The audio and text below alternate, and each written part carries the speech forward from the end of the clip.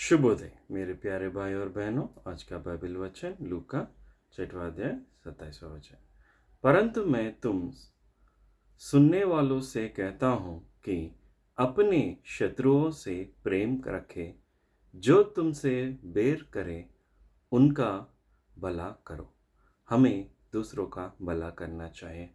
जब हम निचली स्थिति में रहते हैं और बाधा में रहते हैं और अच्छी भलाई करने वालों में से नहीं रहते हैं, तो हमारे पास जो भी रहते हैं वो हमें द्वेष करते हैं, वो हमारे दुश्मन की तरह, शत्रु की तरह देखते हैं। जब हमारी भलाई होगा, परमेश्वर हमें उनके प्रेम से हमें बढ़ाएंगे और भलाई करेंगे, तो हम दूसरों का प्रेम रखें और दूसरों से हम अब उनकी भलाई करने का देखेंगे।